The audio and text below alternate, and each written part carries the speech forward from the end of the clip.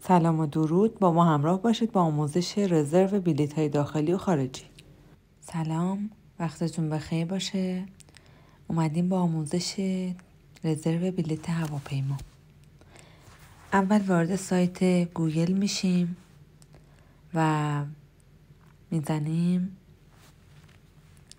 رزرو بلیط هواپیما که سایتی که میخوایم پیدا کنیم. خب همچون ملاحظه میکنید سایت های مختلفی باز میشه: علی بابا، فلایتیو، فلای تودی، سفر مارکت. ما از سایت علی بابا اقدام میکنیم. خب همچون که ملاحظه میکنید زده پرواز داخلی، پرواز خارجی، یک طرفه، رفت و برگشت. خب ما پرواز داخلی رو انتخاب میکنیم. پرواز خارجی انشالله جلسات بعدی براتون توضیح خواهم داد. پرواز داخلی، رفت و برگشت. خب مسیرمون از کجا میخوایم سوار هواپیما بشیم؟ از تهران.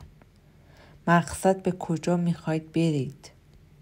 مثلا مشهد. خب مشهد انتخاب میکنیم. تاریخی که مد نظرتونه، هر تاریخی که مد نظرتونه، تو بهمن، اسفند. مثلا ما 1 بهمن تاریخ رفتمون رو انتخاب میکنیم.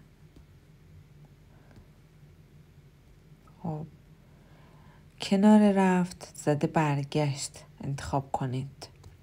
تاریخ برگشتمون 6 بهمن انتخاب میکنیم. تایید میکنیم. 1/11 به 6/11. اگر اوکیه تایید میکنید.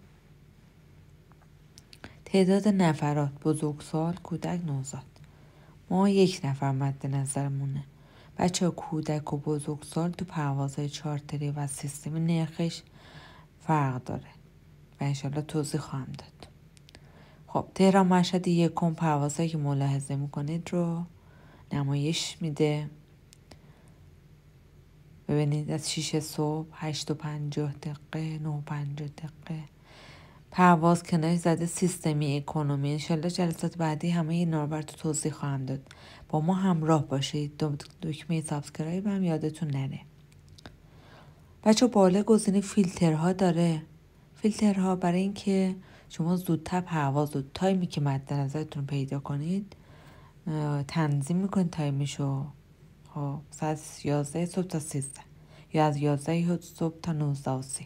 خب نوع بلیط که مد نظرتون، مثلا برای پرواز سیستمی میخواید یا چارتری میخواید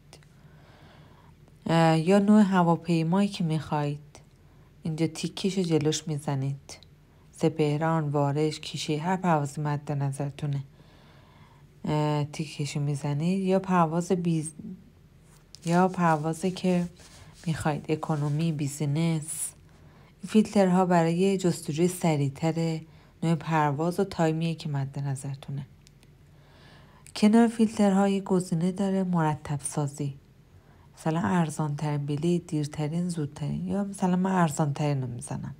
خب ارزان ترین بلیط ها رو نمایش میده.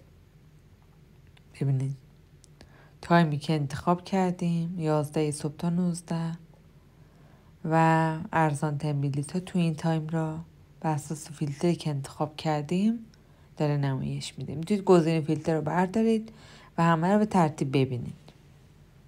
خب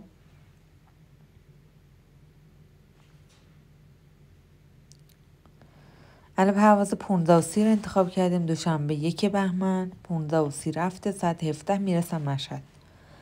و مقدار بار مجازی که میتونید با خودتون ببرید داخل هواپیما 20 کیلو. نوع پرواز سیستمی، پرواز سپهران، یعنی یک چمدان 20 کیلویی میتونید با خودتون حمل کنید. اوکی که شد انتخاب بلیط و ادامه رو میزنیم. خب حال پرواز برگشت از مشهد به تهران. پروازایی که ملاحظه میکنید داره نمایش میده. مثلا ما 8 شب رو انتخاب میکنیم. خب 8 شب ایران ایرتور. از مشهد به تهران ساعت 8 شب، ساعت 9:30 شب به تهران میرسید. تایم رسیدنشه. مقدار بار موجات 20 کیلو، نوع پرواز سیستمی، کلاس کابین اکونومی. خب بچه ها یه بار دیگه چک میکنیم. دوشنبه 1 بهمن از تهران به مشهد ساعت 15:30 و برگشتم مشهد به تهران ساعت 20. اگر اشتباه کردید رفته و گوشه سمت چپ تغییر بلیط هست. ببینید ما این تغییر بلیط رو اگه مثلا اشتباه زده باشید تغییر بلیط رو میزنیم. خب مثلا به جای 15:30 میایم 17:30 رو انتخاب میکنیم. خب ساعت 17:30 که دیرتر برسیم. برگشتم همون تایم خودمون ساعت 8 شبی که قبل انتخاب کرده بودیم رو انتخاب میکنیم. مجدد انتخاب بلیط و ادامه رو میزنیم. یه بار دیگه چک نهایی 1 بهمن ساعت 17:30 رفت، برگشت 6 بهمن از مشهد به تهران ساعت 20. خب بچه ها تو بلیط گرفتن بسیار دقت لازمه. یک موقع مسیرها رو از رفت به برگشت یا برگشت و به جای رفت اشتباه نگیرید، چون سوخت میره بلیطتون یا ممکنه جریمه بشید یا دیگه راه برگشتی نداشته مجدد باید بلیط بگیرید. خب اسم و فامیلی رو به لاتین وارد میکنیم. اگه مسافر ایرانی باشه طبق شناسنامه اسم و فامیلی شناسنامه رو وارد کنید. لاتین حروف کوچک بزرگش مهم نیست. اما اگه مسافر خارجی باشه باید طبق پاسپورت دقیق وارد شه. خب جنسیت، کد ملی، بسیار دقت کنید بچه. مجدد میگم تو پرواز گرفتن دقت لازمه. استرس نگیرید، چون موقع سوار شدن هواپیما کارت شناسایی میبینن. تو مشخصات وارد کردن دقت لازم رو داشته باشید. خب ما یه وارد چک میکنیم. رفت برگشت مشخصات اسم و فامیلی همه که انجام دادیم تایید و ادامه رو میزنیم. خب به تایید ادامه که زدید دوباره چک نهایی از ما میخواد. بلیط رفت ما از تهران به مشهد 1 بهمن ساعت 17:30 پرواز اکونومی 20 کیلو بار داره. خدمات ویژه منظور بچه برای اونایی که ویلچری هستن. خب گزینه خدمات رو میزنن. ما الان نیاز نداشتیم نظارت زدیم.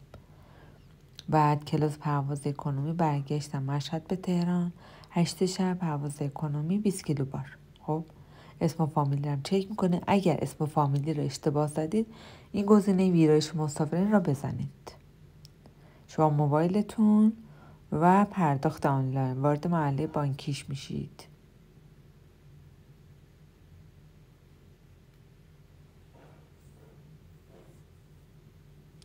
وارد محله پرداخت بانکی که شده مشخصات کارتتون رو وارد میکنید. تاریخ انقضا، تاریخ CV همه رو که وارد کردید انشالله بلیطتون با موفقیت صادر میشه.